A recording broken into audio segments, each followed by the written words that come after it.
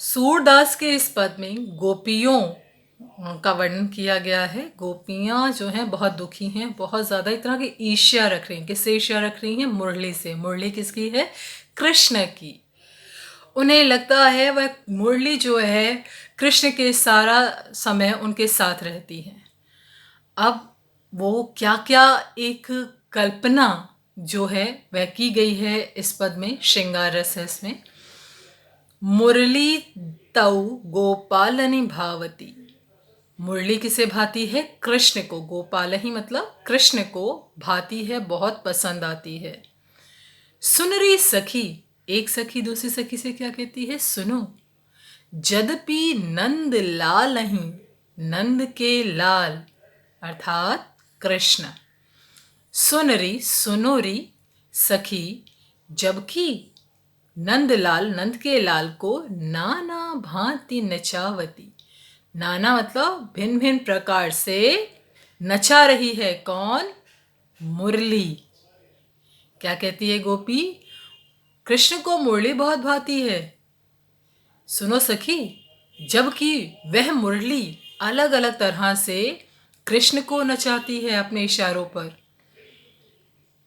राखती एक पाई ठाडो करी।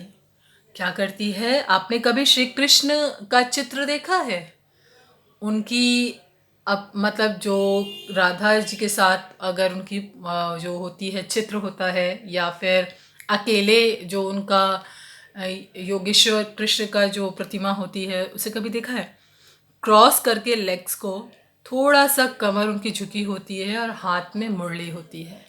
तो उसी मुद्रा को, उसी जो पोज है उनका, उसी को लेकर गोपी क्या कह रही है कि एक पैर पर खड़ा रखती है। कौन? वह मुरली। अति अधिकार जनावती, और इतना अधिकार जमाती है, ऐसा लगता है कि वह अपने अनुसार कृष्ण से कुछ भी करवा सकती है। कोमल तन आज्ञा करवाती। इतना कोमल तन है किसका? श्री कृष्ण का। इतने कोमल तन से भी अपने आदेश अनुसार भिन्न भिन्न प्रकार की मुद्राएं बनवाती है। कटी टेढ़ो है आवती। क्या करती है वो? कृष्ण के कटी को, मतलब कमर के भाग को, मैंने कहा था पैर को क्रॉस करके कमर थोड़ी झुकी होती है, उस मुद्रा के बारे में बात कर रहे हैं कि मानो उसने क्या करा है? कृष्ण की कटी को, उनकी कमर को झुका दिया है, टेढ़ा कर दिया है। अति आधीन सुजान कनौड़े, गिरधर नार नवाती। अति अधीन मानो कृष्ण उसके अधीन हो गए हैं, उसके अनुसार सारे कार्य कर रहे हैं। हे सुजान कनौड़े, मतलब श्री कृष्ण अब क्या कर रहे हैं? गिरधर नार नवाती। नार ये गर्दन को कहा गया है, क्योंकि जब मुरली बजाएंगे तो गर्दन सीधी रख के नहीं बजा सकते, गर्दन को एक तरफ ढुलकाया गया है। तो वो उसको कहते हैं कि अपनी उसने गर्दन को, जब हम बच्चे गूगल मीट में इस पर चर्चा करेंगे तो मैं कृष्ण जी का वो चित्र आपको दिखाते हुए तब इसे समझाऊंगी। वो कहते हैं कि उनकी कटी को तो टेढ़ा कर दिया, अब उनकी गर्दन को भी झुका दिया है। आप अनु पौड़ी अधर सज्जा पर। पौड़ी मतलब लेट गई है। अपना तो कहाँ लेट गई है? अधर। अधर मतलब होंठों पर। कृष्ण के होंठों पर एक उसे सेज बना लिया। सेज मतलब बिस्तर। कृष्ण के कोमल अधरों को उसने अपना बिस्तर बना लिया है, उस पर वह लेट गई है। कर पल्लव पलटवाती।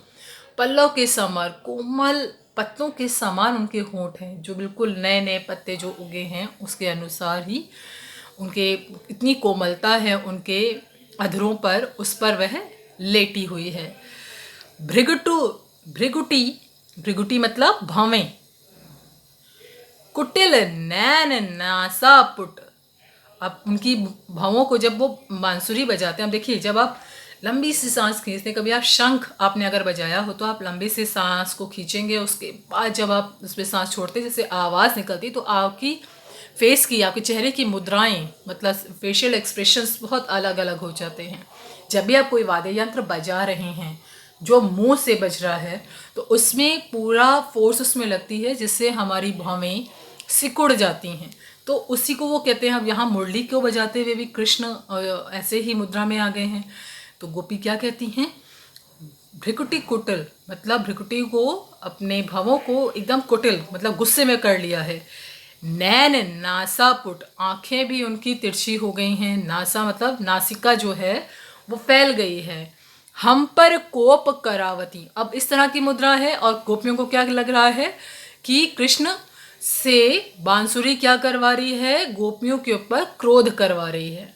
वो बांसुरी बजा रहे हैं लेकिन उनकी एक एक बारीक से बारीक मुद्रा को वह देख रही हैं। उसको देखते हुए उन्हें लगता है कि नहीं, कृष्ण जो है हमसे ज़्यादा अपनी मुरली को प्यार करते हैं, उसी के साथ रहते हैं। और वह मुरली को देखिए, यहाँ पर अमूर्त वस्तु है, बोल नहीं सकती, उसे मूर्त रूप दिया गया, मानवीकरण किया गया है मुरली का। मुरली एक निर्जीव चीज है लेकिन यहाँ मानवीकरण क्या किया गया है कि मानो वह अपने अनुसार कृष्ण से जो जगत आधार हैं, जो पार ब्रह्म परमेश्वर हैं, उनको अपने इशारों पर नचा रही है। ऐसी संभावना किसको हो रही है? गोपियों को हो रही है। हम पर कोप करावती, हम पर क्रोध करवा रही है। सूर प्रसन्न जानी एको छिन धर तय शीस ढुलकावती। सूरदास कहते हैं मुस्कुराते हुए कि गोपियों की इस बात को लिखते हुए कहते हैं, ऐसा लगता है एक क्षण भर में वह कृष्ण से अपने अनुसार हर कार्य करवाएगी। मतलब उन्हें कहीं उनकी गर्दन को उसने झुका लिया है और अपना शीश, मतलब उनका किसका, श्री कृष्ण का शीश जो है अपने ऊपर ढुलका लिया है। ठीक है बच्चे, ब्रजभाषा का प्रयोग है, मुक्तक छंद है और श्रृंगार रस है, और कह सकते हैं मानवीकरण अलंकार का प्रयोग है, तुकांत शैली है। देखो सब में ती ती ती ती ती करके है और गेयात्मक मतलब जो गाया जा सकता है इस प्रकार का यह पद्य है। तो इसके ऊपर चर्चा करेंगे जब हमारी लाइव क्लास होगी।